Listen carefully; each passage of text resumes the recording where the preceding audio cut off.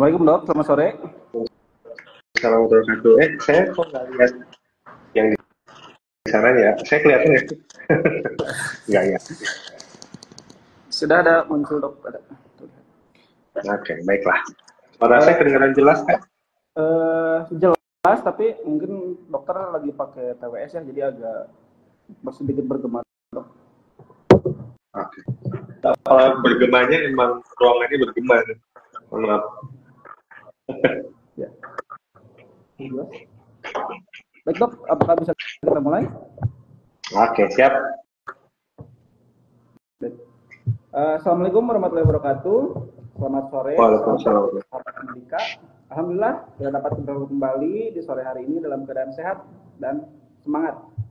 Hari ini kita akan bertemu kembali dalam program Tanda atau Tanya Dokter Medika Antapani. Tanda merupakan program rutin mingguan hari Jumat. Medika Antapani bersama sahabat Medika akan sharing edukasi kesehatan bersama para ahli dari Medika Antapani. Insya Allah selama kurang lebih 60 menit ke depan, semoga kita dapat mengambil manfaat dari diskusi yang akan dilakukan ini dan dapat kita aplikasikan di kehidupan sehari-hari. Baik, perkenalkan saya Hasan. Kita sangat beruntung karena pada sore hari ini kita akan ditemani oleh seorang ahli dalam bidang kesehatan jiwa, yaitu Dr. Abdullah Ihsan, spesialis kesehatan jiwa. Beliau merupakan seorang dokter psikiater berpengalaman klinis dengan pendekatan utama psikodinamik psikoterapi, kognitif behavioral terapi, serta tertarik pada psikiatri anak dan remaja. Beliau juga merupakan dokter spesialis kesehatan jiwa yang praktik di Medika Antapani, di klinik utama Medika Antapani. Ya, baik. Pada sore kali ini kita akan membahas topik yang sangat penting dan sangat menarik, terutama bagi kita yang sering menghadapi tekanan dalam keseharian, yaitu tentang burnout. Burnout sendiri, menurut yang saya ketahui, merupakan kondisi kelelahan emosional, fisik, dan mental yang sering terjadi akibat stres yang berkepanjangan. Nah, di sini kita akan membahas bagaimana kita bisa mengenali dan juga cara untuk mengatasinya. Baik, kepada sahabat Medika, semoga sebelum hal ini terjadi, kita bisa menghindarinya. Bila pun suatu hari nanti hal ini terjadi, sahabat Medika sudah paham apa yang harus dilakukan untuk mengatasinya. Dan sebelum kita mulai, saya ingin mengingatkan kepada para sahabat Medika untuk jangan ragu bertanya. Sahabat Medika bisa langsung menuliskan pertanyaan di kolom komentar dan nanti akan kami bahas bersama. Baik, seperti yang sudah diberitahukan sebelumnya, sore hari ini sudah ada bersama kita Dr. Abdullah Ihsan, spesialis kesehatan jiwa. Ya, selamat sore dok. Bagaimana kabarnya? Ya, kelihatan. Baik dok, saya persilakan dokter untuk menyapa sahabat Medika dan memperkenalkan diri terlebih dahulu. Baiklah. Iya, baik. Assalamualaikum warahmatullahi wabarakatuh. Selamat sore sahabat Medika. Makasih banyak udah mau ikut nonton dan belajar bareng. Kita sama-sama paham bahwa mungkin kalau zaman dulu kita lebih banyak memikirkan tentang kesehatan fisik atau mungkin sudah ada yang masuk kesehatan mental tapi belum mengintegrasikan dan belum menyambungkan antara kesehatan fisik, kesehatan mental, bahkan hubungannya sama nanti pada saat kita ketemu sama situasi kerja atau hal-hal situasi yang mungkin sehari-hari gitu. Nah, hari ini kita bakal belajar bareng, tentunya sekali lagi ya, dengan kita belajar bareng, semuanya boleh banget tanya, semuanya boleh banget pendapat, karena menurut saya kita sama-sama akan punya cara masing-masing untuk melihat dan menghadapi burnout, jadi kita perlu juga untuk sharing apapun yang kita pikirkan. Baik dok.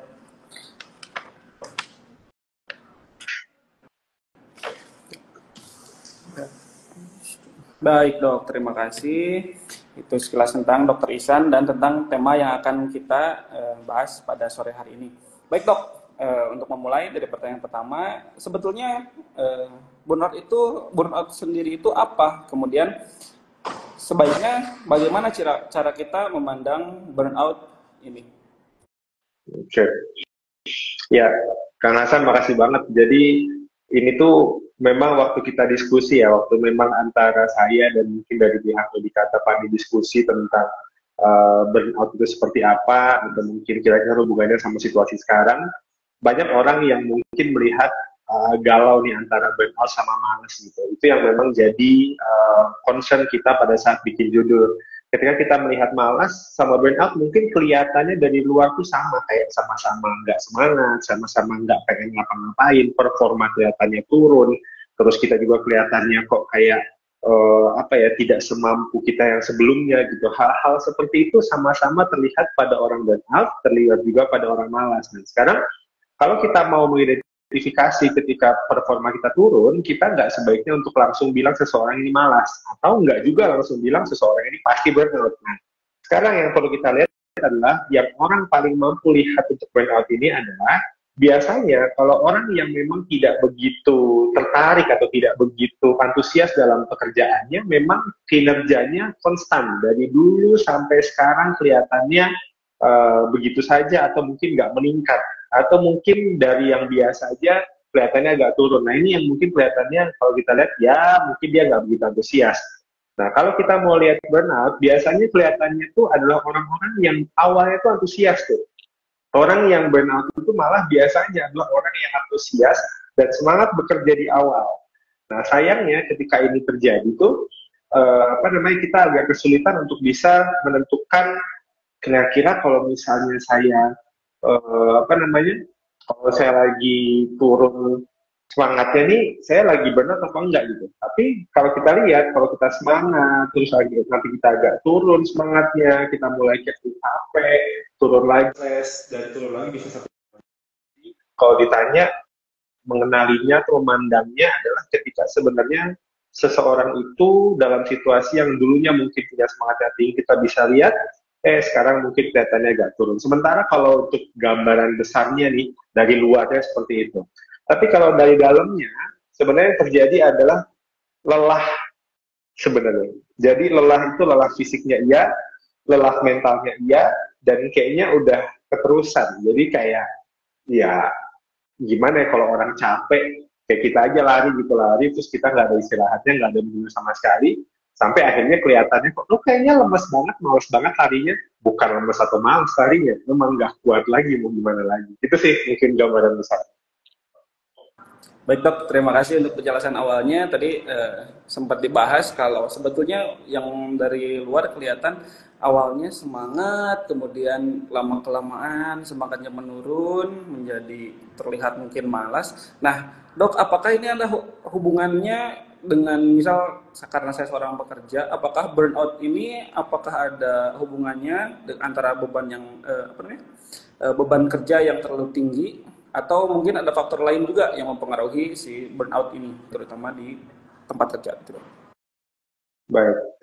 Ya, terima kasih Kang Hasan. Jadi kalau yang saya lihat nih gini, analoginya kayak misalnya gini, selemah-lemahnya orang nih, kalau disuruh ngangkat galon cuma sekitar 2-3 detik mungkin dia kuat-kuat aja.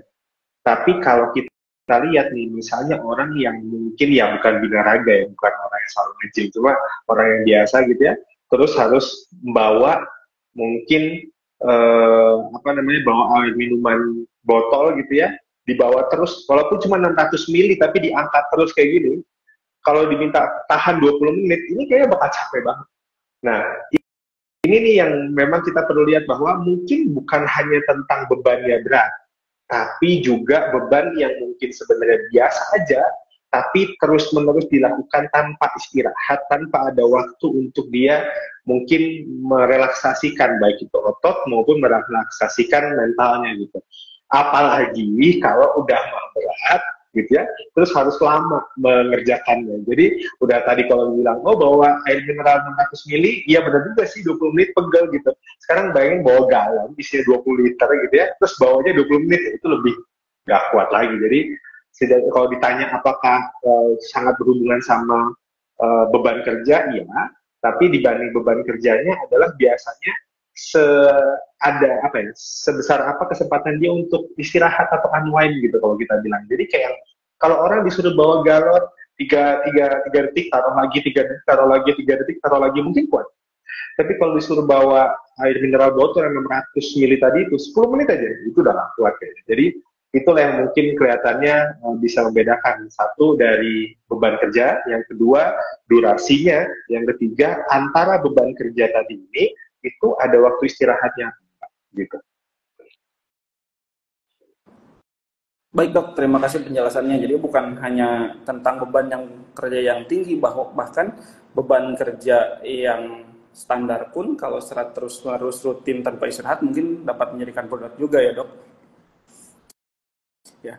Terus dok, saya juga pernah mendengar kalau ada yang namanya habitual burnout. Sebetulnya apakah sama dengan yang sebelumnya dokter jelaskan? Iya, baik.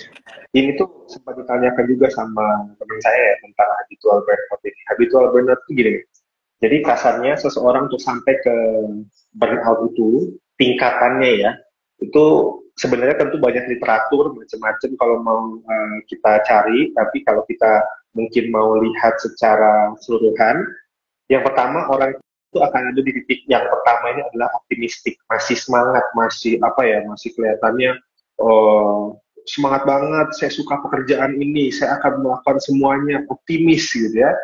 Ini hal yang sangat baik saat dia memulai gitu ya.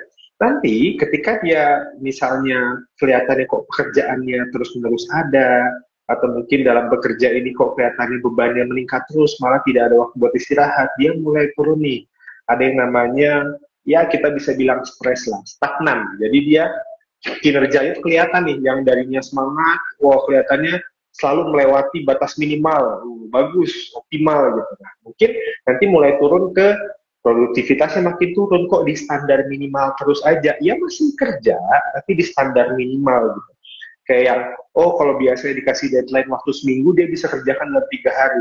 Ini mah dikasih deadline seminggu, ya seminggu aja lah gitu. Ya tetap bagus, tetap oke, tapi ya mepet-mepet terus. Nanti turun lagi, kalau dia udah stresnya terus-menerus berjalan, dia akan turun lagi namanya stres kronis. Stres kronis ini kelihatannya dari mana? Kayak gini nih, udah mulai kayak susah tidur, atau mulai udahlah nggak apa-apa dah, nggak tidur deh, yang penting saya kerja. Terus dia udah mulai nggak mau makan, rasanya mau marah-marah aja terus, atau ya kelihatannya kok apa ya, capek deh kerja gitu. Jadi udah mulai ada kelihatannya apa namanya, ini penurunan. Kalau tadi sudah ke batas minimal gitu ya, sekarang udah mulai turun lagi performanya atau kemampuannya, yang tadi 100%, sekarang udah turun lagi jadi 75% gitu. Jadi dari kemampuan itu yang ketiga. Jadi dari optimis atau apa ya, semangat gitu ya, stres awal, stres kronis, nanti udah masuk di burnout. Pada burnout ini orang tuh udah mulai kelihatannya nih capek dan gak peduli. Adalah biarin aja lah, biarin aja, saya nggak mau ngurusin lagi. Oh biarin aja, mau dimarahin sama bos juga peduli amat, saya udah nggak tahu lagi lah, nggak bisa.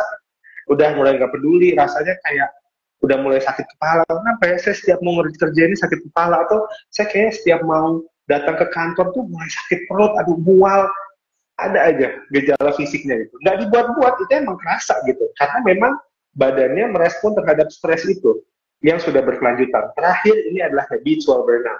Habitual burnout atau burnout yang udah terbiasa. Nah ini nih yang mungkin apa ya, karena saking udah badannya gimana, kasarnya udah kayak, saya udah capek juga lah ngeluh, saya udah capek juga marah-marah, ya udahlah biarin aja lah.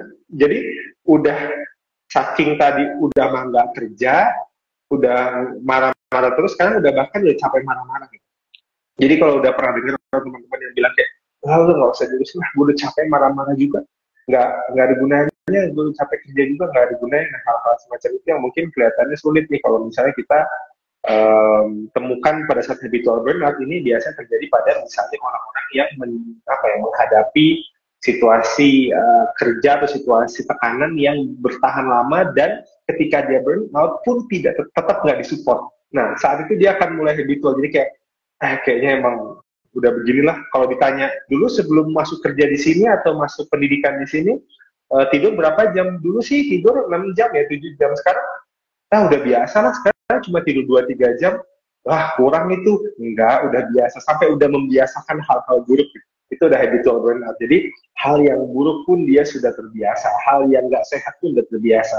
Hal yang bikin nggak nyaman udah terbiasa. Jadi dikatakan habit, dikatakan sudah terbiasa sama hal-hal yang sesungguhnya ya nggak sehat. Gitu sih mungkin yang ditemukan.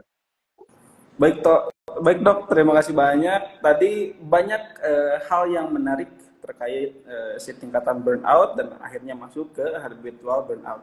Nah, pertanyaan selanjutnya yang saya tanyakan, tadi sempat disinggung bahwa burnout dan stres itu dapat berakibat pada kesehatan fisik. Nah, kalau bisa, apakah bisa dijelaskan dok dampak jangka panjang dari burnout-nya terhadap kesehatan fisik dan mental seorang? Tadi kan sempat dijelaskan juga. Baik, ini saya coba agak masuk lebih dalam ya, ini menarik sebenarnya. Ini perlu dipahami bahwa ketika kita burnout itu adalah sinyal. Jadi burnout itu adalah sinyal bahwa kita tuh lelah, kita tuh capek, kita itu sudah waktunya istirahat. Sehingga kalau ditanya apa kondisi fisik yang terjadi adalah kondisi fisik orang yang lelah. Kayak gimana sih itu? Orang yang lelah itu ya mungkin kita bisa lihat nih situasinya, mungkin kita akan menemukan orangnya sering sakit kepala, sering pusing, terus itu kan dari fisik ya. Mungkin dia juga nyari lambung atau masalah lambung. Mungkin nyari lambungnya memang berkaitan sama stresnya, mungkin juga emang karena nggak makan. Ini juga ngaruh banget. Terus dia juga jadi pegel-pegel karena entah itu memang karena stresnya atau memang dia nggak ada kesempatan waktu untuk tidur yang cukup, nggak ada kesempatan waktu untuk mungkin dia olahraga gitu ya. Dari sistem otak sendiri bahwa orang yang burnout dalam kondisi ini kita juga bisa lihat sebagai stres kronis, itu hormon stresnya di atas terus. Kita tuh memang kalau punya hormon stres buat apa? Ya kalau memang stresnya sekali ya nggak apa-apa ya. Misalnya, oh saya udah tahu nih, saya akan ujian minggu depan, ujiannya seminggu.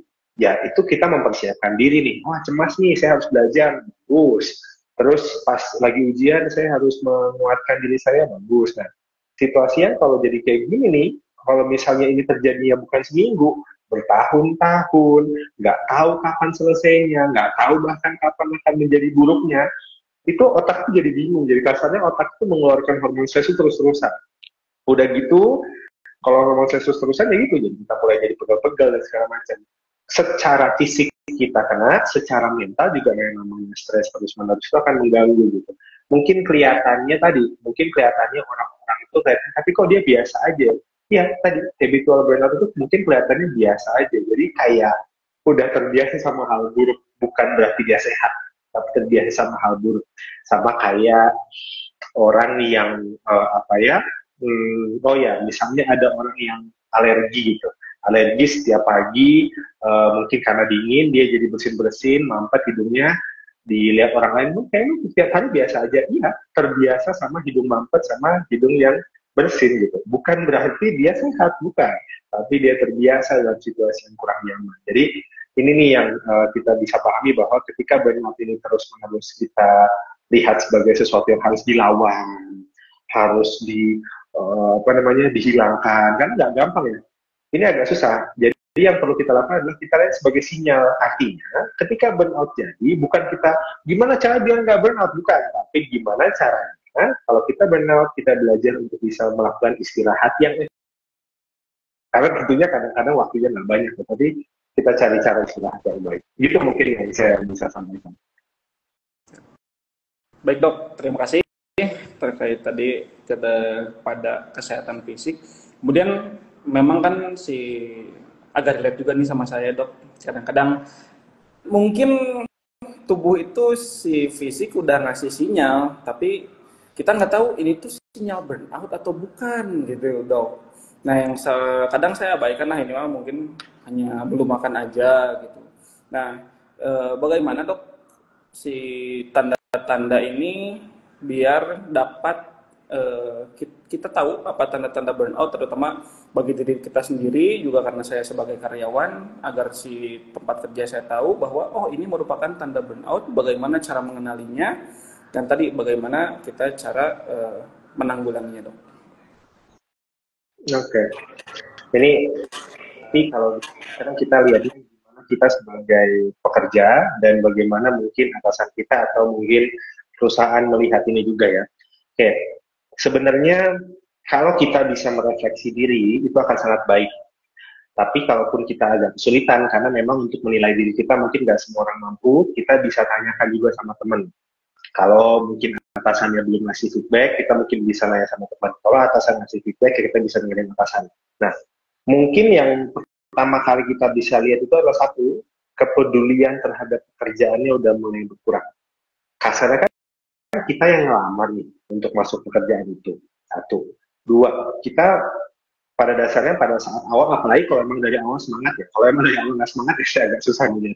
Kalau awal semangat, terus kita mulai nggak semangat atau nggak peduli, performa kita mulai turun, itu kita udah mulai bisa lihat kayaknya kenapa ya kok saya nggak semangat itu dulu.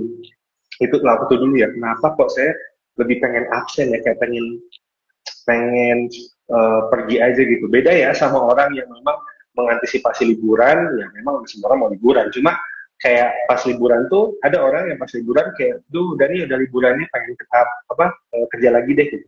Ada orang yang habis liburan udah nggak mau lagi, nggak mau balik lagi. Gitu. Nah ini nih kalau situasinya seperti itu kayak kita main meninggalkan kerjaan, bukan ambil rehat. Kalau kita pikirkan adalah bahkan meninggalkan kerjaan itu udah mulai tanda-tanda stres kronis berarti. Nah, kalau kita mau lihat dari dalam diri kita atau mungkin teman kita lihat, kita mungkin kelihatan lebih apa ya, enam. Jadi kayak baal gitu, kayak ai kamu teh dikasih pujian tadi sama bos asa biasa aja muka. Ya emang biasa aja udah capek. Atau mungkin tadi pas dimarahin bos kayak kamu tuh kayak nggak berubah gitu. Kayak yang ya sedih sih cuma kayak gitu-gitu aja. Udah nggak peduli lagi gitu. Ini tapi bukan berarti kalau nggak gini berarti dia nggak benar. Cuma ini adalah salah satu yang mungkin kita bisa pertimbangkan. Kalau dia sudah asal baal perasaan itu, mental emosional baal itu sangat mungkin sudah menunjukkan tanda-tanda burnout. Terus satu lagi ya. Nah, kalau dari kantor atau dari bagian audit nih, biasanya bagian SDM itu mulai melihat kok kayaknya performa turun, motivasi rendah. Nah, kalau ini sudah kelihatan, sebenarnya ini pesan buat perusahaan, pesan buat kantor, pesan buat atasan. Kalau melihat ada yang kelihatannya motivasi menurun, bukan di bawah terus, kalau di bawah terus itu beda. Kalau ada orang yang menurun motivasinya, kinerja menurun, itu coba lihat dulu apakah ini orang perlu kita treatment, bukan berarti kita harus hukum. Ini kadang-kadang yang jadi masalah adalah malah kita treatment kayak kalau kamu begini terus kamu nanti akan gini. Coba tanya dulu kira-kira ada kesulitan apa, ada masalah apa, perlu apa gitu.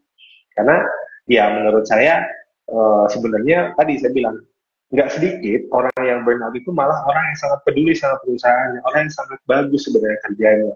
Jadi karena dia saking pedulinya sama kerjaannya, saking dia semangatnya buat kerjanya waktu di awal gitu ya, terus habis itu nggak dihargai, dia malah turun semangat terus habis itu jadi apa yang lagi kerja. Jadi uh, hal yang paling pertama bisa dilihat adalah motivasi, yang kedua performa.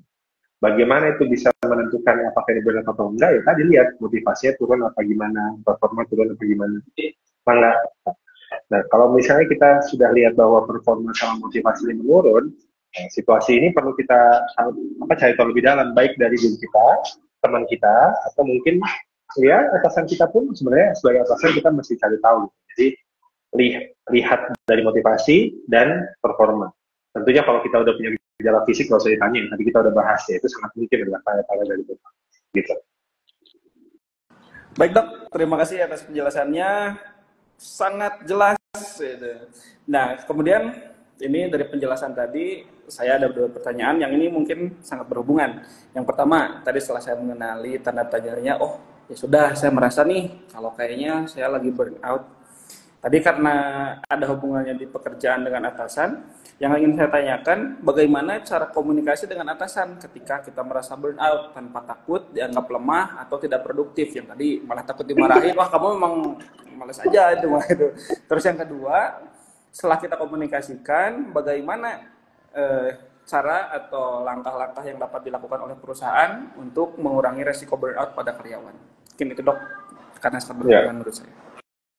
Baik, iya, ini saya ngaku juga ya.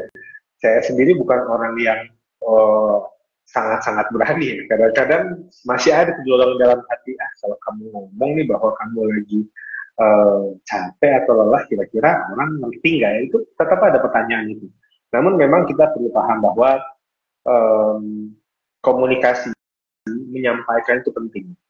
Maksudnya ada masanya mungkin itu atasan kita sebenarnya siap memfasilitasi.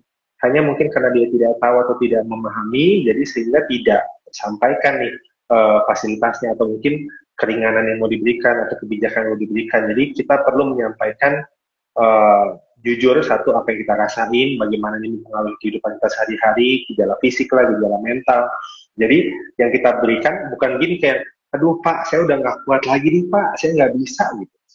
Coba digeser, karena sebenarnya kita paham bahwa ini tuh tujuan akhirnya, atau mungkin kayak misalnya kita pendidikan, tujuan akhirnya sebenarnya kita pengen nih, atau pada saat kita masuk kerjaan ini sebenarnya kita suka nih di awal. Nah, jadi kita perlu mintanya adalah, saya boleh minta waktu untuk menenangkan diri dulu nggak? Atau mungkin istirahat dulu nggak? Atau recharge dulu nggak? Jadi yang kita ajukan tuh bukan keluhan yang berbentuk putus asa, tapi berbentuk yang ya udah saya perlu recharge. Itu kan tadi saya bilang sinyal untuk istirahat. Jadi tidak harus terus-terusan lari, terus-terusan gerak. Jadi kita perlu pahami bahwa ini adalah sinyal istirahat. Jadi yang kita minta adalah istirahat. Dan jangan merasa bahwa, tapi dok saya udah nyampein jujur, saya udah nyampein bahwa masalah buat mental saya, kok kayaknya saya dibilang lemah ya. Kita memang nggak bisa ngontrol orang lain ngomong apa. Ini hal yang penting ya. Kita nggak bisa mengontrol orang lain punya prinsip apa, pendapat apa, pikiran apa, mau ngomong apa. Orang mau ngomong kita lemah, itu adalah pilihan dia. Apa ya? Tugas kita tuh bukan kita memastikan bahwa dia dalam situ ada ngerti dan langsung mengiyakan kita, bukan. Tapi tugas kita adalah berusaha untuk kita sampaikan apa yang kita rasakan atau yang kita pikirkan. Respon dari dia itu sudah bukan tanggung jawab kita lagi. Kalau memang ya menurut saya ketika atasan itu baik, menurut saya responnya tidak langsung, nggak boleh langsung menolak, tapi mungkin dipertimbangkan dulu, atau lebih baik lagi kalau langsung diberikan kesempatan buat istirahat. Jadi menurut saya sih ini yang jadi parameter juga nih. Kita ketika mau jadi atasan yang baik, buat teman-teman yang mungkin jadi SDM, mungkin sahabat Erika yang mungkin sudah jadi atasan yang baik itu mencoba memahami situasi staffnya, sehingga yang kita perlu lakukan sekali lagi ya, bukan untuk melihat dia lemah, dan kita pun yang memang mau mengajukan ya, kalaupun ada yang memang bilang lemah ya kita nggak bisa gimana, nggak usah burnout deh, yang udah ada jelas-jelas surat dokter depresi lah, surat dokter mungkin mungkin sakit autoimun lah, masih pada dibilang lemah kok. Aja. Ini tuh bukan kita doang yang dibilang lemah, semua penyakit itu bisa dibilang lemah, tergantung kebijaksanaan dari atasan. Sehingga kita sebagai yang menyampaikan cukup menyampaikan jujur bahwa ini yang kita rasakan. Takut dibilang lemah wajar, takut dibilang nggak kuat wajar. Itu adalah ketakutan kita. Tapi jangan sampai ketakutan itu membuat kita nggak menyampaikan itu. Karena semakin kita terabaikan situasinya, terabaikan ketidaknyamanannya, ya kita akan semakin capek dan tidak semakin buruk situasinya. Nah, kalau kita lihat bagaimana perusahaan atau bagaimana atasan sebaiknya memberikan support itu, yang kita bisa lihat nih, beban kerja itu sangat berbeda tiap orang. Sehingga menurut saya ketika misalnya kita ada orang yang lebih suka kerja itu konstan, jadi dari Senin sampai Jumat saya akan datang tepat waktu, pulang tepat waktu, saya akan kerjakan pekerjaan sesuai deadline, ada yang kayak gitu. Tapi ada yang lebih suka buat misalnya saya mau ngerjain kerjaan seminggu dalam 2-3 hari deh, sisanya saya mau main. Mengetahui situasi itu, mengetahui karakteristik masing-masing staff, itulah yang penting. Jadi saat dia udah selesaikan tugas dia dalam 2-3 hari, 2 harinya dia mau main, jangan dimarahin. Itu adalah workflow kerja dia. Itu that what makes him human gitu. Ini yang membuat seorang namanya kalau misalnya kita tuh manajemen sumber daya manusia beda sama manajemen sumber daya mesin. Gitu. Kalau mesin ya sudah diprogram jam segitu, kerjanya segini, ya udah. Tapi manusia beda-beda, dan memahami bahwa manusia berbeda ini adalah situasi yang sangat penting gitu. Jadi dengan mengetahui seperti itu, kita bisa melihat kebutuhan masing-masing seperti apa. Ada yang sangat semangat buat kerja, tapi dia akan pulang di waktunya, dia nggak akan overwork. Tapi ada yang kelihatan overwork 2-3 hari, habis itu 2 hari sisanya mungkin dia, nggak mau deh, maunya di kantor cuma kerja ringan-ringan, nggak apa-apa kan? Kerjaan sebelumnya udah selesai. Terakhir, buat perusahaan tolong lihat situasi bukan untuk menghakimi bahwa mereka lemah atau mereka malas. Mungkin nggak dia lemah, mungkin nggak dia malas.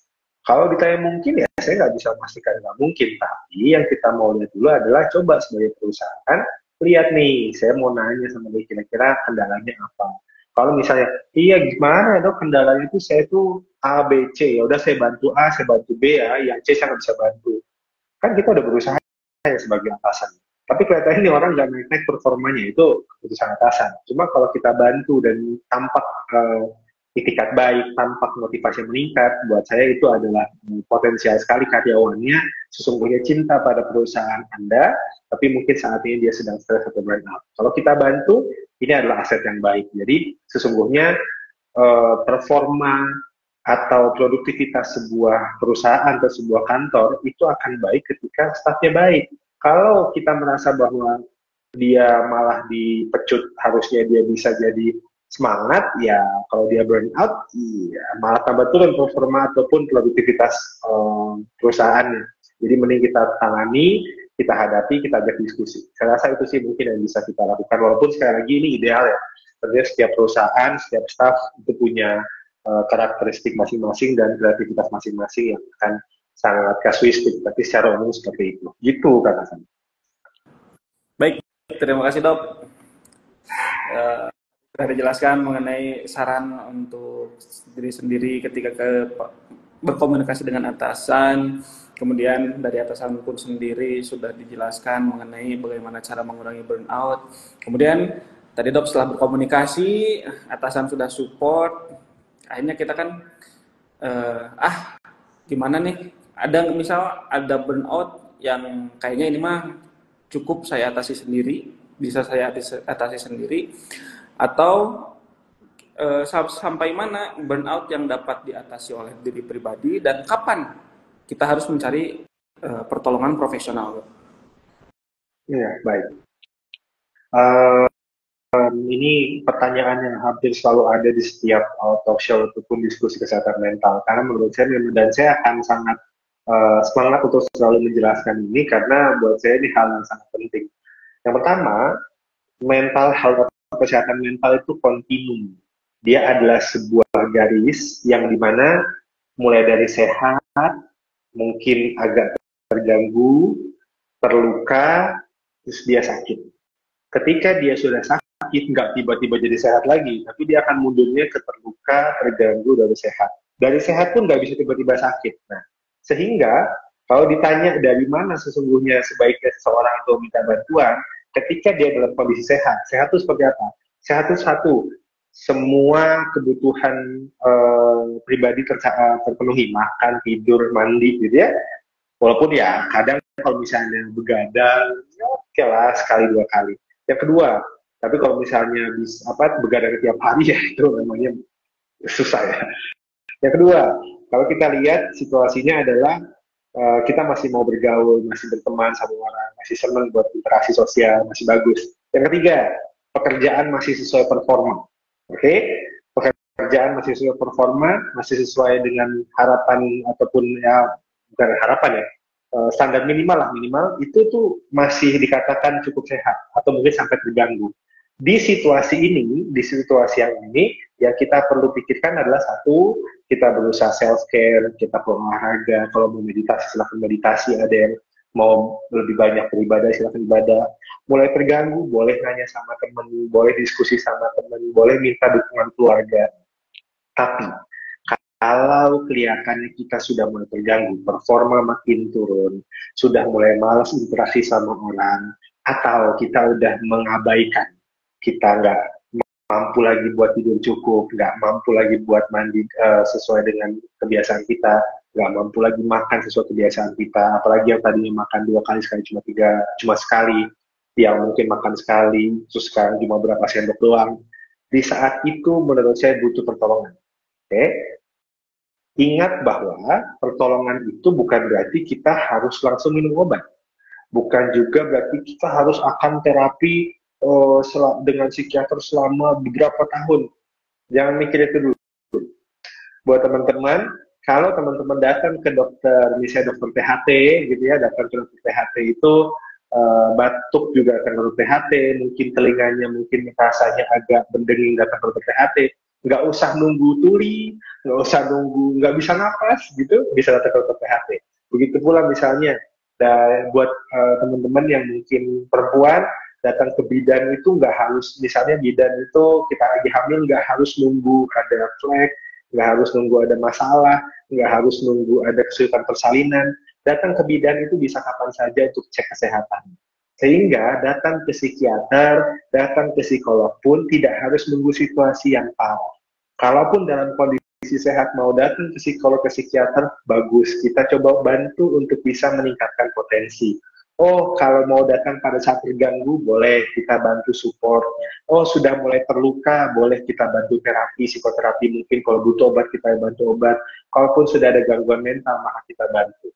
Oke, kalau kita melihat situasi mental ini seperti fisik, sesungguhnya kita nggak akan malu dan nggak akan takut buat datang ke dokter. Toh semua ini juga bisa kita bantu bersama-sama. Gitu mungkin yang saya pikirkan. Baik, terima kasih dok. Jadi walaupun kita merasa dapat mengatasi burnout itu secara pribadi, tapi saya ingatkan kepada para sahabat medika, lebih baik deteksi dini, jangan tunggu hingga nanti menjadi parah.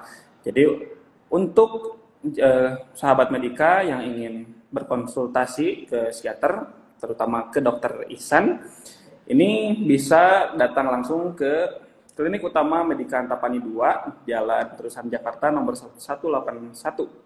Untuk informasi pendaftaran dan jam konsulnya bisa langsung menghubungi ke IG Medika Antapani, @medikaantapani. Kemudian saya informasikan juga di Klinik Utama Medika Antapani 2 ini akan dibuka layanan baru, yaitu Wellness Center, yang insya Allah akan dibuka mulai pertengahan November 2024. Gitu. Baik dok. Ini sudah ada yang bertanya di kolom komentar dok. Oke. Apa kita coba dari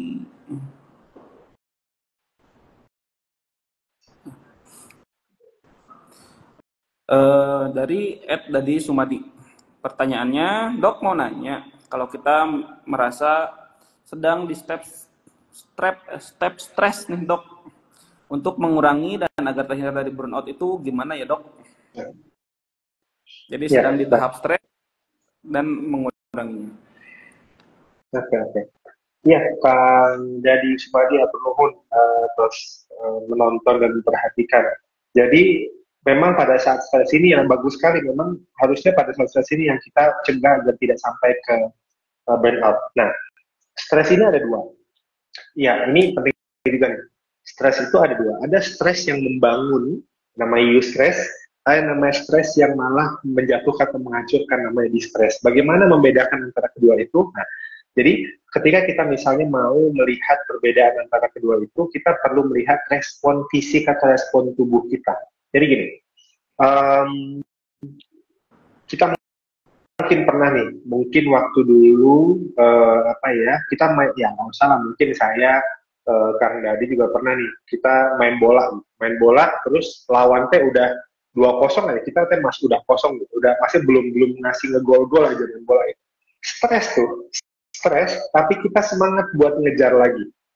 Atau kita pernah kerja, asal ini teh kurangnya, yang saya bikin, saya bisa lebih baik. Ketika ada dorongan untuk lebih baik, sesungguhnya itu adalah eustress. Ketika kita masih ada semangat untuk memperbaiki diri, maka itu adalah eustress. Itu kalau dari dalam diri, ya, tanda-tanda dari dalam diri.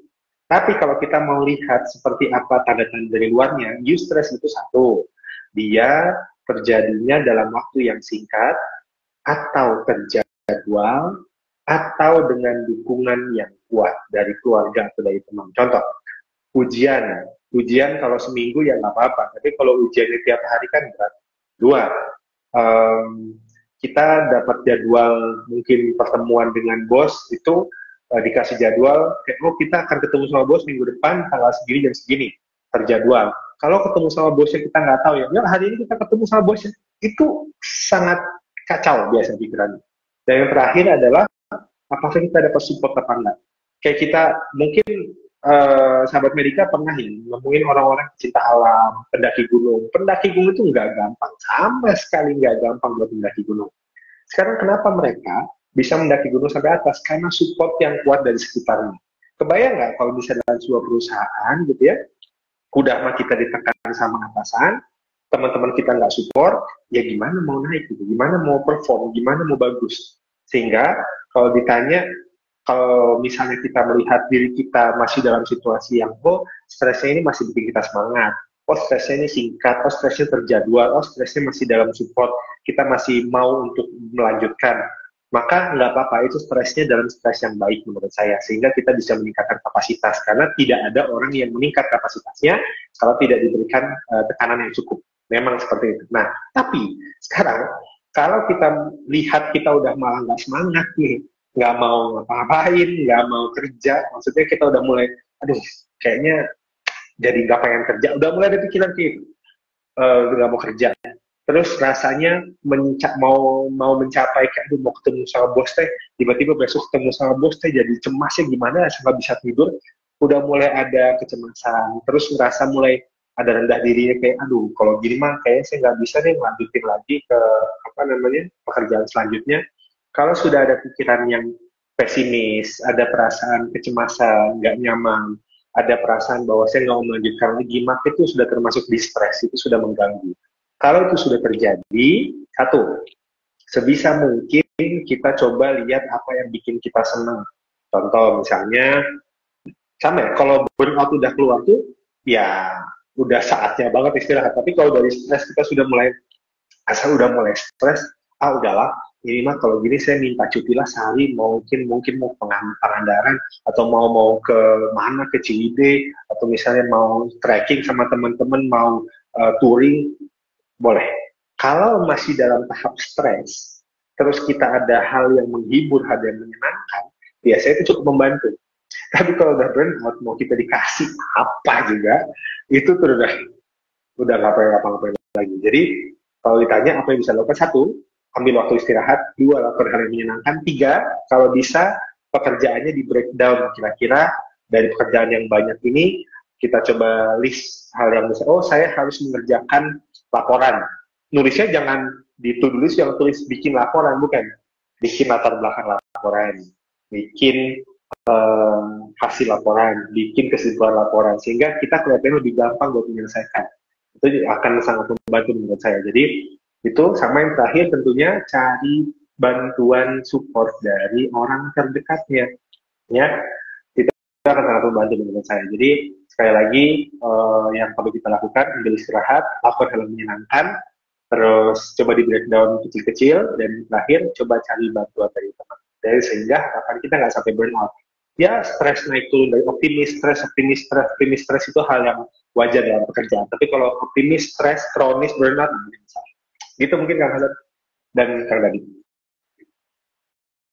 Baik dok, untuk Kang Dadi, semoga pertanyaan terjawab. Selanjutnya dok, tadi sedikit di akhir dibahas mengenai peran dari dukungan orang-orang terdekat nih. Atau biasa kalau sekarang kita mungkin sebutnya support system dok. Nah, seberapa besar sih peran support system ini dalam mengurangi resiko burnout dok? Sangat besar ya. Ini menarik. Ini adalah bagian dari tesis saya. Jadi support system itu bisa bahkan membuat sesuatu yang stressful itu menjadi sesuatu yang bahkan membangun. Jadi kalau dia hadapi sendiri sebuah masalah, dihadapi sendiri dibanding dihadapi bersama dengan orang yang mungkin dia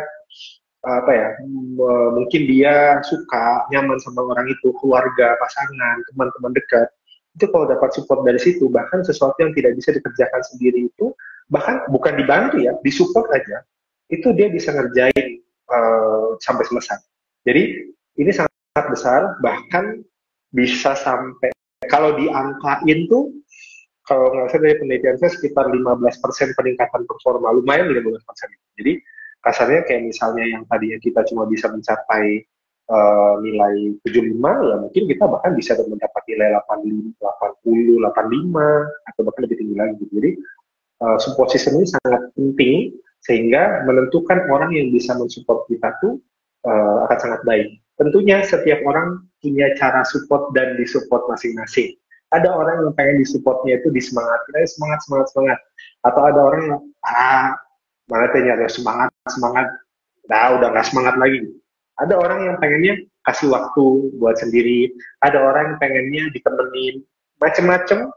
Kalau kita mau dapat bantuan atau support yang tepat, sampaikan. Jangan berharap, kadang-kadang kita berharap gitu. Kenapa ya? Asal istri saya nggak ngerti-ngertian, kalau misalnya saya pulang ke rumah trompet pengen minta dipijitin, bilang atuh mas, minta dipijitin. Kenapa ya? Suami saya kalau saya lagi capek duduknya bukannya dibantuin pekerjaan rumah, bilang atuh bu, bantuin atau pekerjaan rumah, sampaikan. Jangan malu. Dan kalau orang mah, kebetulan semua orang di sini tidak pernah diajarkan jadi dukun, nggak pernah diajarkan membaca pikiran, jadi sampaikan sehingga orang paham. Gitu.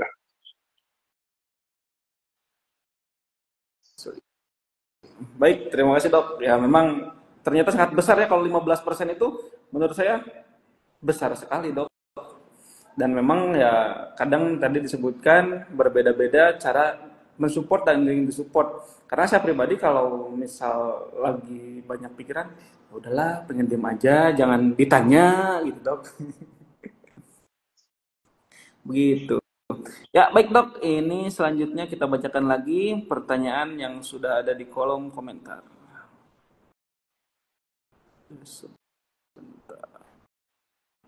Dari Z Suci. Dok, izin bertanya, saya ibu dari 2 anak dan sebagai working mom. Hebat sekali dok. Saya merasa bersalah jika saya istirahat, apalagi misalkan saya tidak mengerjakan pekerjaan rumah yang belum selesai. Ini pertanyaannya mungkin bagaimana caranya ya dok supaya tidak berasa bersalah ketika beliau ini melakukan istirahat. Oke, baik. Iya Teh Suci atau Teh Z, ya siapapun itu ya. Makasih banyak sudah bertanya. Ini adalah yang dialami oleh ibu-ibu yang baik, yang ingin benar-benar mengabdikan dirinya baik untuk suami, anak maupun pekerjaannya. Sehingga sekali lagi saya bilang, burnout itu tidak terjadi pada orang yang pedulian. Burnout itu terjadi pada orang yang peduli malah. Orang yang ingin memberikan yang terbaik malah burnout itu sangat rentan sebenarnya. Nah, situasi yang disampaikan tadi ini hal yang penting nih. Kalau ditanya, kenapa ya kok saya merasa bersalah saat istirahat? Gini, kalau kadang orang itu merasa istirahat itu merasa bahwa itu berarti mengabaikan pekerjaan atau melalaikan pekerjaan. Ini nih yang perlu kita geser sedikit. Tentunya ini nggak gampang ya. Teh Suci, kalau misalnya saya pun punya beberapa pasien yang situasi seperti ini, kita sering banget diskusi dan proses bergesernya itu nggak gampang. Bukan berarti ini parah atau enggak, cuma memang ini adalah pola pikir yang sudah terbentuk biasanya. Kalau istirahat berarti salah. Kalau nggak kerja berarti salah. Kalau nggak sempurna berarti kurang lah. Gitu. Nah itu yang mungkin bisa kita geser sedikit pemahamannya gini bahwa kalau misalnya Teteh merasa bahwa Teteh sayang sama dirinya Teteh, gitu ya. Jawaban ini mungkin baik bahwa dengan memberikan waktu istirahat itu bukan berarti malas, bukan berarti lalai, bukan berarti kita abai, tapi kita sedang memberikan kesempatan buat diri kita untuk ya mencintai diri kita. Karena yang paling paham diri kita kapan butuh istirahat adalah kita. Yang paling paham diri kita bahwa kita lelah adalah kita. Self-care atau self-love itu bukan berarti leha-leha, bukan. Self-care atau self-love itu istirahat dalam konteks ini, istirahat dalam waktu yang tepat dan memang efisien gitu. Jadi kayak ya bukannya malah bukannya malah pas malam scrolling terus, nggak tidur gitu kan, paginya ngantuk. Tapi ya pas malam silahkan tidur, pas pagi misalnya ada waktu kosong 10 menit 15 menit mau scrolling Instagram ya nggak apa-apa. Yang kedua, kalau memang Teh Suci ini adalah orang yang sangat mencintai pekerjaannya, sangat mencintai anaknya dan sangat mencintai suaminya, saya mau sampaikan bahwa suami Teteh, anak Teteh, dan pekerjaan Teteh sangat membutuhkan Teteh. Sehingga yang perlu dilakukan adalah tolong cintai dirinya Teteh sehingga Teteh bisa terus bermakna buat anak, suami, dan pekerjaan Teteh. Oke, jadi ini harus dipahami bahwa kalau Teteh sakit, kalau Teteh dalam kondisi yang nggak baik, tentu tidak akan bisa menjadi apa namanya pengasuh yang baik, tidak bisa menjadi teman yang baik, partner yang baik buat suami, apalagi mau bekerja.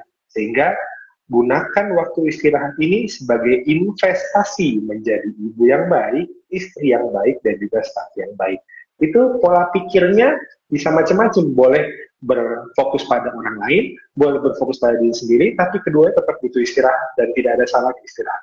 Itu mungkin jawaban saya, Kang Hasan. Baik, terima kasih banyak dok jawabannya. Pesan yang sangat kuat, mudah-mudahan sampai ke Teh Zia Suci. Baik dok, untuk pertanyaan selanjutnya, ini ada dari question box.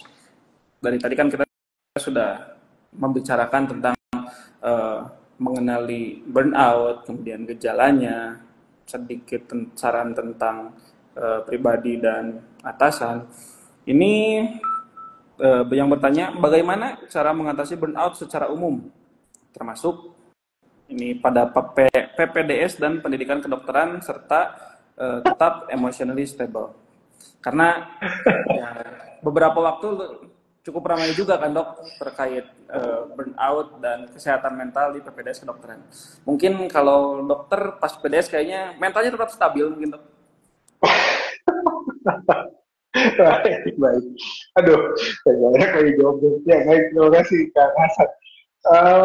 Jadi gini, uh, saya saya perlu disclaimer ya, sekali lagi ini ada pendapat pribadi, saya takut tadi saya salah ngomong. Cuma gini, pendidikan kedokteran apalagi PPDS itu menurut saya memang tidak sedang dalam situasi yang ideal sebagaimana seharusnya pendidikan itu berjalan. Di mana pendidikan itu memang sebaiknya fokus stresnya adalah pada akademik ataupun pelatihan.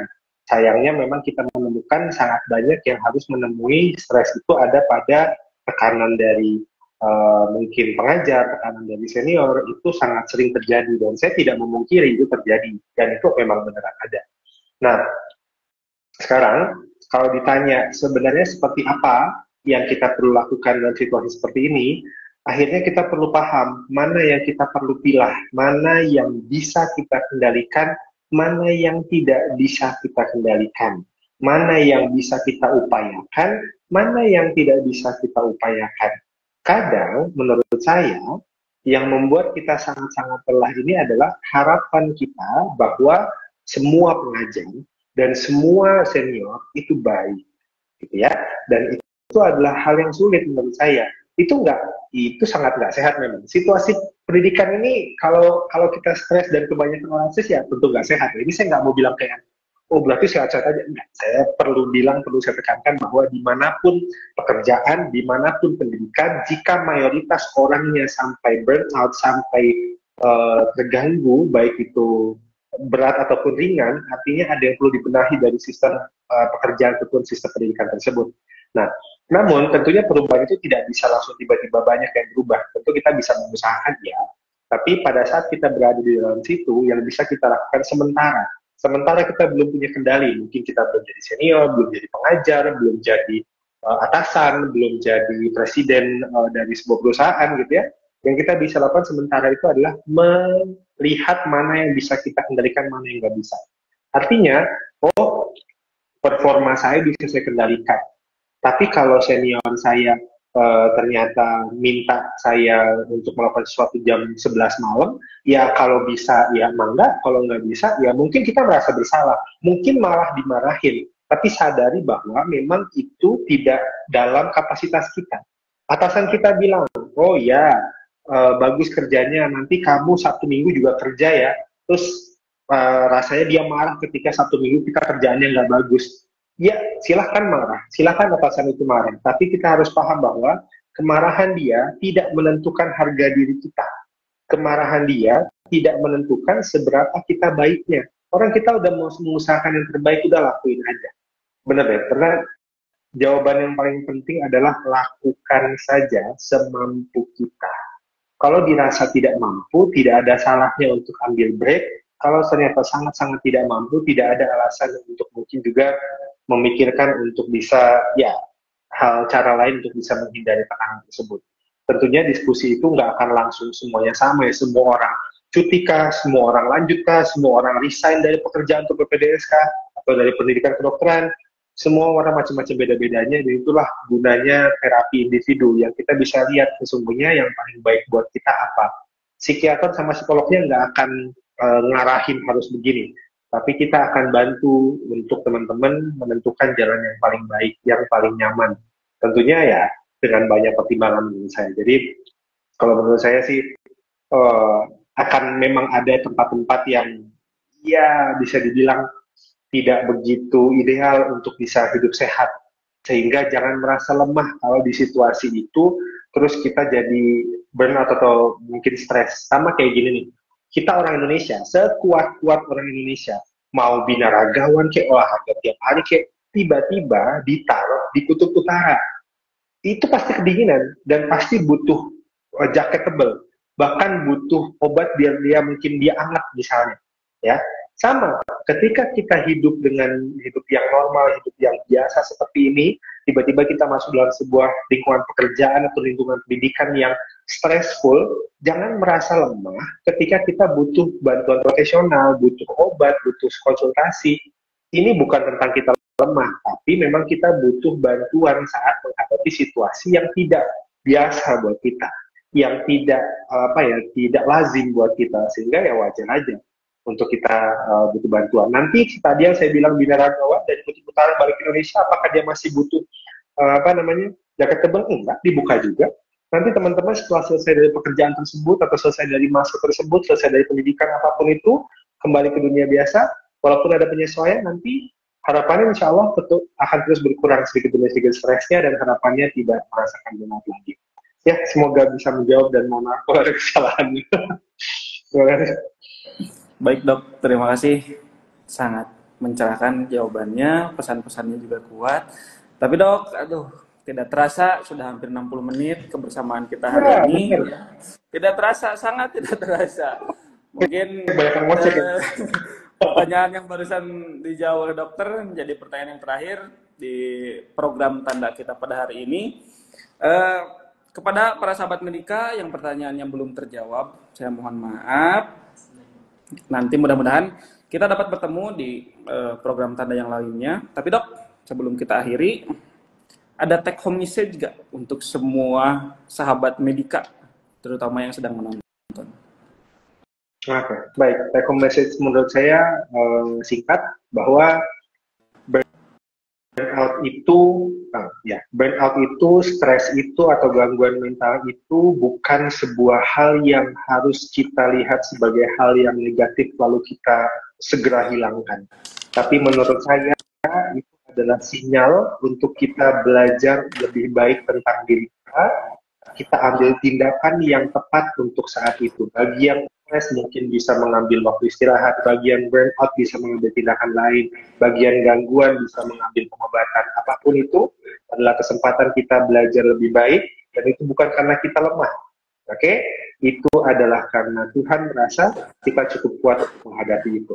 Tapi jangan dibiarkan, Tuhan kasih kesempatan kita untuk menghadapi stres, Tuhan juga kasih kesempatan kita menemui psikolog ataupun psikiater ataupun teman-teman kita yang baik. Semoga bisa terus bangkit, tidak harus kuat terus, bukan. Tapi setelah jatuh bangkit lagi, jatuh bangkit lagi, jatuh bangkit lagi. Insya Allah kita makin kuat bersama. Oke? Terima kasih. Baik dok, terima kasih pesan yang sangat kuat. Ya dok, atas kayaknya ini para sahabat medika sangat antusias sekali dengan pembahasan dari dokter. Mungkin bisa jadi dok, di kesempatan berikutnya kita akan bertemu kembali dengan dokter Ihsan, membahas yang sama atau bahkan dengan bahasan yang berbeda. Baik. Oke. Terima kasih banyak dok. Siap. Untuk sahabat medika, untuk sahabat medika, saya kembali pada para sahabat medika. Jika ingin berkonsultasi dengan dokter Ihsan, terutama deteksi dini tentang burnout atau ada masalah kesehatan mental yang lain, bisa dikonsultasikan ke dokter spesialis kesehatan jiwa di Klinik Utama Medika Antapani, terutama Dokter Isan ini di Klinik Utama Medika Antapani 2 yang beralamat di Jalan Terusan Jakarta nomor 181. Untuk informasi dan pendaftaran dapat langsung menghubungi IG Medika Antapani @medika antapani. Jangan lupa follow IG Medika @medika antapani dan IG Dokter Isan @abdichsan. Kemudian ini yang terakhir saya informasikan, di Klinik Utama Medika Antapani 2 akan meluncurkan layanan baru, yaitu Wellness Center pada pertengahan November 2024. Jadi pantengin terus IG Medika Antapani, jangan sampai terlewat. Terima kasih kepada sahabat Medika semua, mohon maaf apabila ada kekurangan dan kesalahan. Selamat sore, saya Hasan, pamit undur diri. Assalamualaikum warahmatullahi wabarakatuh. Terima kasih, Dok. Waalaikumsalam. Terima kasih, salam sehat jiwa, sahabat Medika. Audio Jungle.